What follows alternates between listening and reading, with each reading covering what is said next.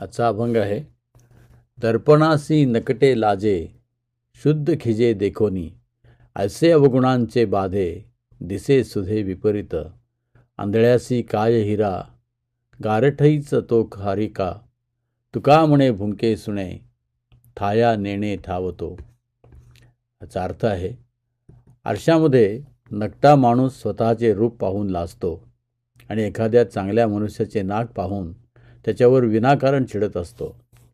याप्रमाणे अवगुणांची ज्याला बाधा आहे त्याला जे सरळ आहे ते वाकडे भासते. आंधळ्या माणसाला मौल्यवान हिरा जरी दिला तरी त्याला गारगोटीच वाचणार.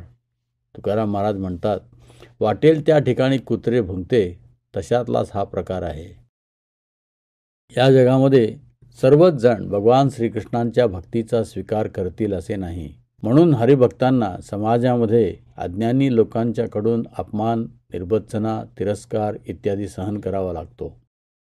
कलियुगात तर अज्ञानी लोक धर्माला अधर्म समजतात आणि अधर्माला धर्म समजतात. त्यामुळे खरा धर्म म्हणजे भगवान श्रीकृष्णावर प्रेम करणे, त्यांची सेवा करणे.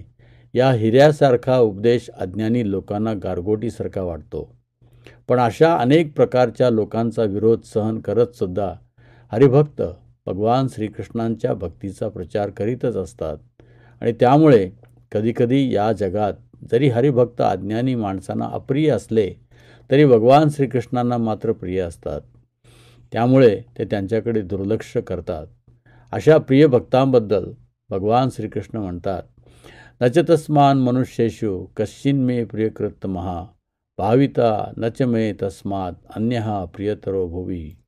अर्थात त्याच्यापेक्षा मला अधिक असा कोणीही सेवक या जगामध्ये नाही, तसेच त्यांच्यापेक्षा अधिक प्रिय असा कोणी होणार नाही. या शब्दावर विश्वास ठेवून भगवंताचे भक्त प्रचार करीतच असतात. जय हरी विठ्ठल.